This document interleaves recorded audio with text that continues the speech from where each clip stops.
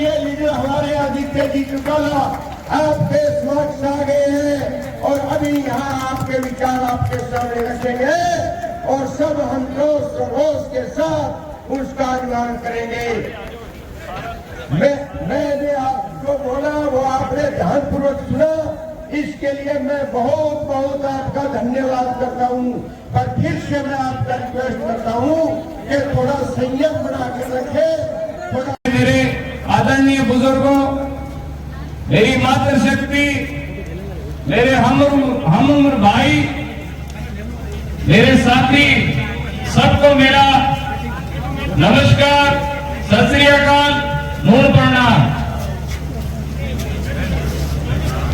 आज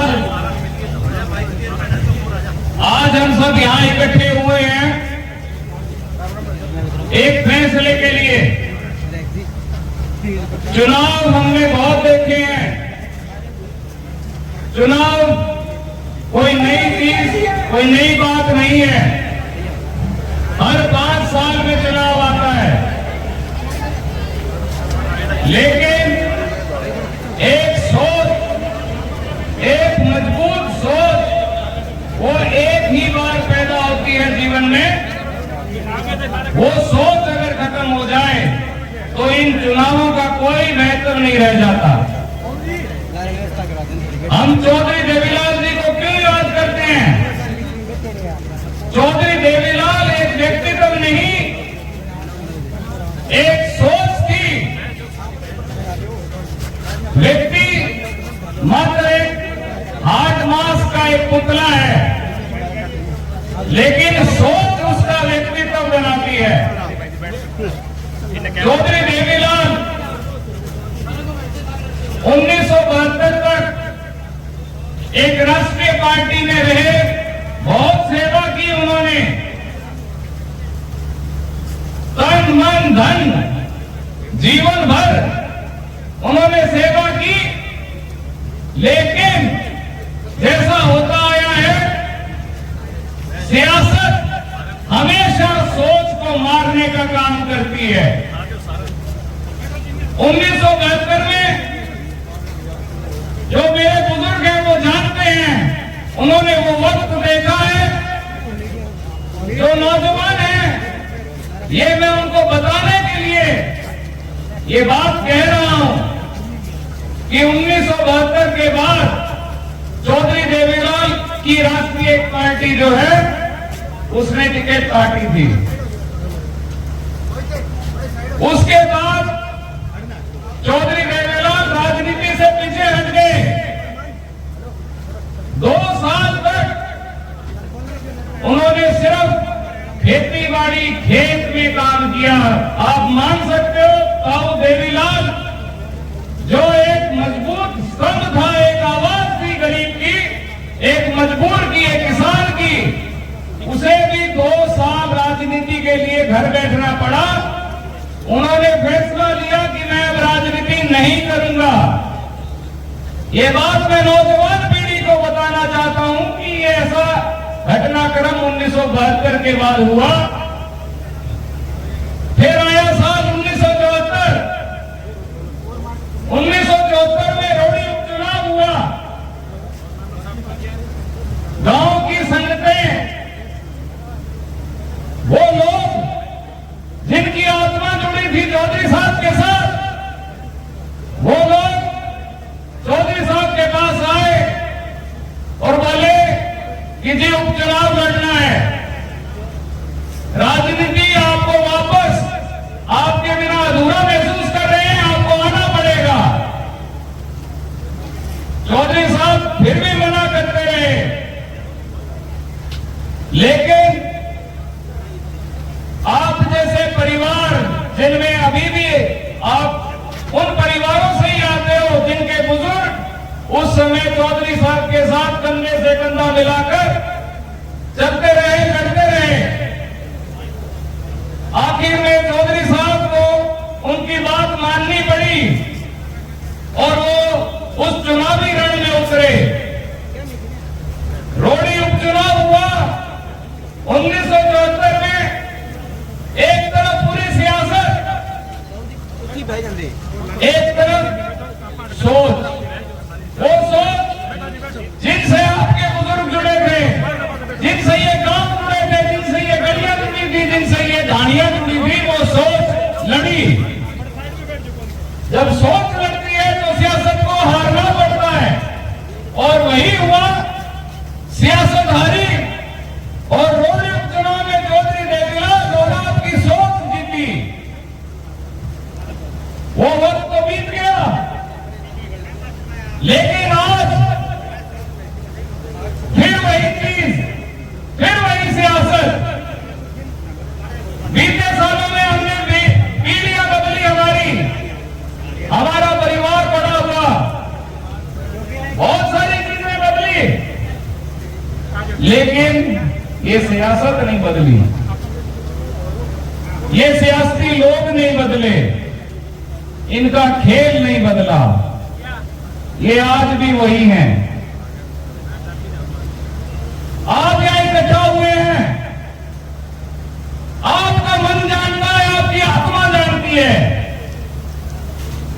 चुनाव होते हैं, लोग चुनाव लड़ते हैं, पार्टियां टिकट काटती है, हमने वीडियो देखे हैं, लोग रोते हैं। चुनाव में गांव में जाकर हमारे बीच जनप्रतिनिधि आके रो रो के वोट भी मांगते हैं, लेकिन सोच अगर है, सोच कभी रोती नहीं, सोच हमें जिंदा रखती है। आज वक्त मायूसी का नहीं है, आज वक्त समझने का है, आज वक्त उस सोच के साथ खड़े होने का है। सियासत को यह हमें दिखाना पड़ेगा कि सोच बलवान है। मैं बात करूं आदित्य भाई साहब की, मैं सबसे छोटा पोता हूं। हम लोग जब भी आपके बीच आते हैं, बैठते हैं, तो एक चर्चा हमेशा छिड़ता है। विपक्षी भी वो चर्चा करते हैं कि आओ जिसो तो कोई को नहीं रहे, देवीलाल तो देवीलाल ही हो। करा कौन करा जी? हाथ उठा के बताओ, आपा जिक्र करा। आज इस भारत काल में बैठे हैं, ये चीज हमें परेशान करती है, हमें सोचने पे मजबूर करती है कि हम ऐसे क्यों नहीं हैं, हम हैं ऐसे, वो सोच है हमारे अंदर, हमें मौका नहीं मिला, साबित करने का मौका नहीं मिला।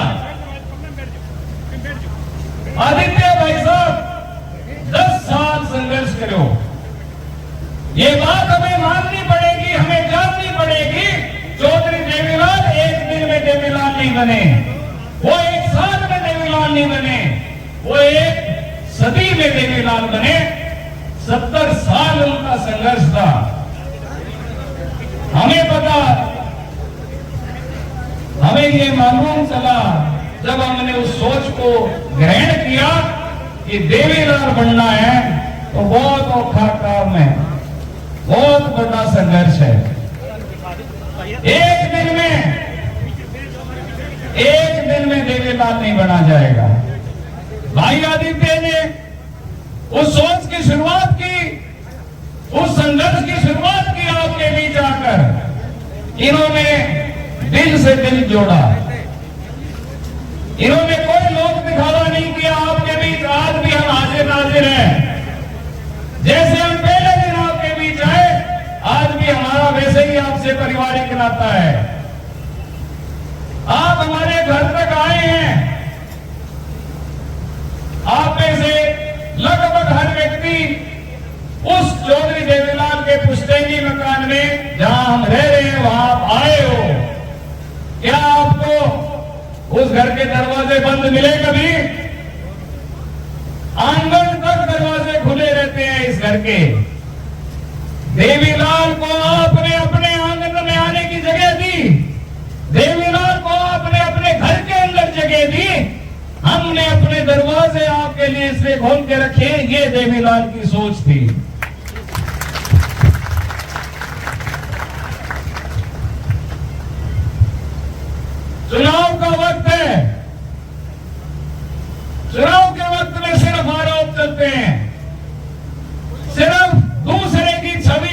ढील करो, आरोप लगाओ।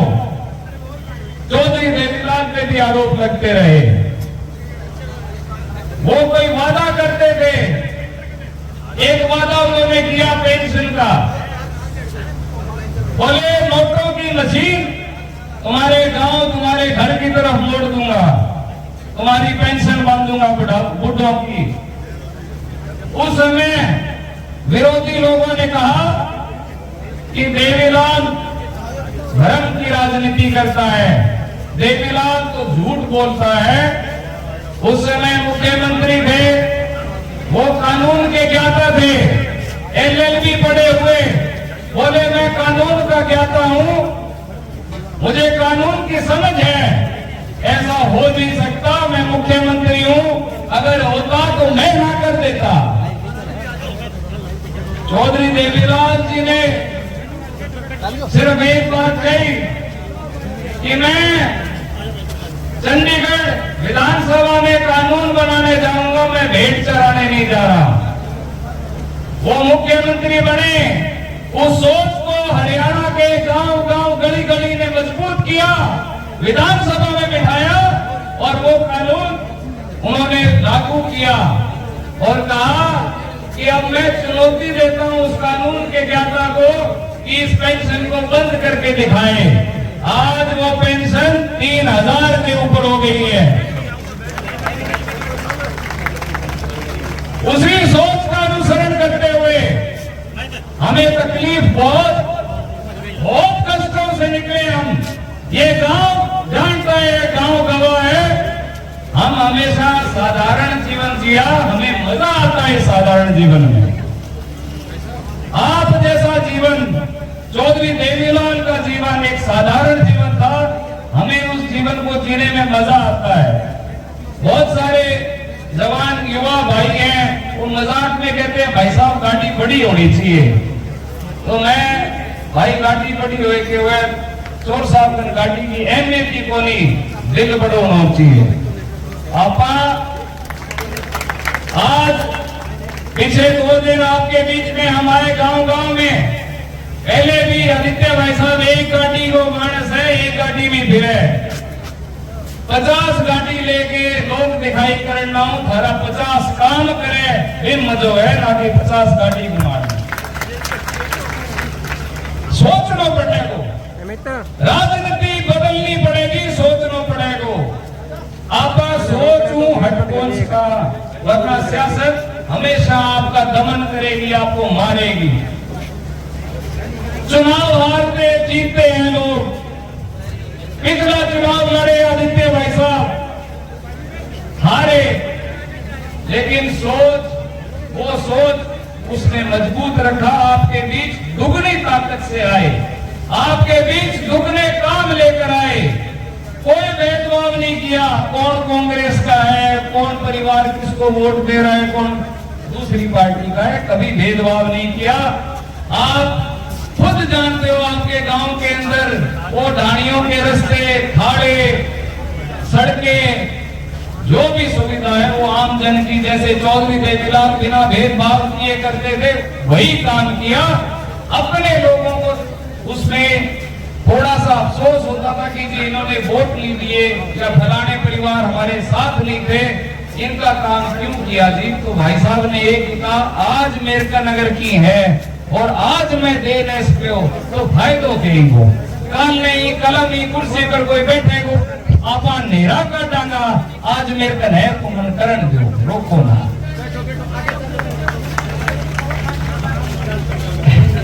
काम कराने आसान नहीं है, मानते हो आप, काम कराने आसान नहीं है। आदित्य भाई साहब 1000 करोड़ से ऊपर के काम इन्होंने कराए। मैं जानता हूं, मैं इनके साथ वो रात के सफर में भी रहा हूं, मैं इनके साथ उन मंत्रियों के दरवाजे पे भी बैठा हूं, मैं गवाह हूं, मैं साक्षी हूं उस बात का। इन्होंने शर्म महसूस नहीं की, इन्होंने जलालत महसूस नहीं की, आपको महसूस नहीं होने दिया, क्योंकि ये राजनीति है और राजनीति में तरह तरह के लोग हैं। जो कभी मंत्री बनते हैं तो उनका दिमाग आप समझ सकते हो, हर प्रकार के आदमी है, कोई घमंड में रहता है, कोई कैसा ही है। आदित्य भाई साहब को अगर उसकी 4 बार भी उसके दरवाजे पे जाना पड़ा तो आपके लिए गए। हमारे घर में कोई ईंट नहीं लगी, ये चुटाला गांव का घर पड़ा है, जाके देख लो, एक नई ईंट नहीं लगी। खेत में बहुत साथी है, वे मान खेत में मिलन आज है, ये खेती करने वाला आदमी जब हमारी सोच थार संग जुड़ी है, वो दिल ही खातर जुड़ी है कि आपनो काम, आपनो कर्म, आपनो धर्म वो एक ही है। खेत में एक आधो अधूरो कोठो पड़े हुए, वो कोठो पूरो को नहीं हो, टाइम को नहीं। अगर जरा भी नियत भ्रष्टाचार तो की नहीं, एक ठेकेदार ने जिम्मेदारी लगाने की जा भाई को पूरा करिया, भाई बट कोठी डाल दे, गलवास का कौन गलवास का। आज तो जिम्मेवारी देनी है कि बड़े मकान डाल दे भाई, आपके धन के लालच में मकान डाल दिया, नियत कोनी, जरूरत भी कोनी। 3 भाइया, मां मैंने जकी शिक्षा दी, संस्कार दिया, वो चुटालो गांव जाने हमारा पिताजी, हमारा फादर चौधरी जगदीश जी आज दुनिया को नहीं, पर वे गांव में लाड रखता, हरे को जोड़ रखता। बहुत सारे ऐसा परिवार साथी है बांगा कि वे बांगे बच्चा ने भी टाइम पर कार ही को नहीं उनकी गाड़ी, जीप की बड़ी बात ही वे कार में बिठा के बीन बढ़ा के फिर बारात में ब्याह के ले गया है। ऐसा परिवार चुटाले गांव में मौजूद है। ये चीजें हमने देखी है, ये चीजें अपने बाप में, दादा में देखी है, इसलिए ये सोच जिंदा रखती है, ये सोच हमारे अंदर रहती है। आदित्य भाई साहब बीजेपी पार्टी में रहेगी, एक आम जनता की लड़ाई, एक आम जनता की आवाज उठाई, वीडियो के माध्यम से देखे आपने, आप गवाह हैं उस चीज के। वहां पे अगर किसी पे जुल्म ज्यादती हुई तो इन्होंने उसकी पैरोकारी की, ये परवाह नहीं की कि पार्टी की सरकार है या आगे मंत्री पार्टी का बैठा है। ये हमारा काम नहीं है। हर पार्टी क्या कह के हमारे पास आती है कि जन सेवा करेंगे। हर पार्टी यही तो दावा करती है कि जनता के बीच हम जनता की सेवा करने के लिए सरकार बना रहे हैं। तो जब वहां जनता की सुनवाई ना हो तो जनप्रतिनिधि उस आवाज को उठाएगा पार्टी के प्लेटफॉर्म पे। वहां दर्द नहीं होना चाहिए पार्टी को, क्योंकि लोकतंत्र लोगों से चलता है, लोक कमांड से चलता है।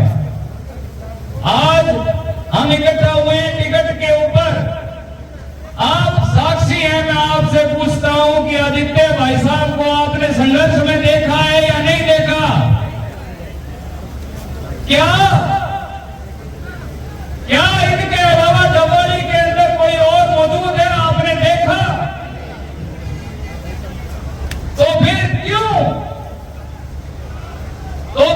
ये सवाल मैं आपसे पूछ रहा हूं, आप मेरे से पूछ रहे हो, आप ये सवाल हमसे पूछ रहे हो, हम आपसे पूछ रहे हैं। क्यों? क्योंकि एक सियासत है जो खेल खेल रही है, जो उस सोच को मारना चाह रही है। मरने दोगे सोच को? मैं पूछ रहा हूं, मरने दोगे सोच को?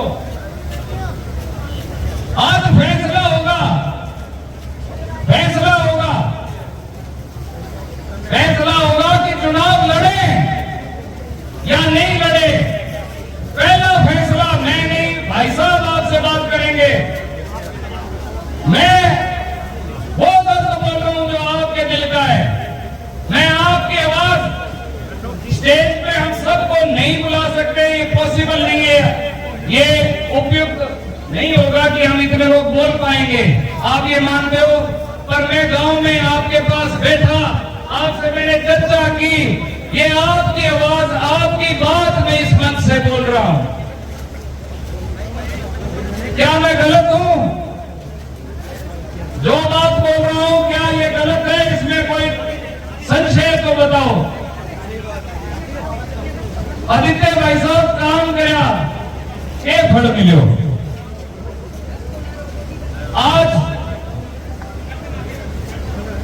आज मैं आपसे फिर इसी बात का आग्रह समय कम है करनी है। आदित्य भाई साहब खुद आपके सामने वक्तव्य रखेंगे, पर आप आज जब जाओगे तो फैसला एक बार ध्यान रखना जी, चुनाव लड़ोगे तो लड़ेंगे जवाब के लिए। जवाब क्या है? जवाब सिर्फ और सिर्फ जीत है। जवाब जीत है, कोई फर्क नहीं पड़ता चुनाव लड़ो या ना लड़ो। चुनाव लड़के कोई फर्क नहीं होगा, लेकिन अगर हम जाएंगे, हम तय करेंगे कि जवाब देना है तो जवाब सिर्फ जीत है। जवाब जीत है। धन्यवाद।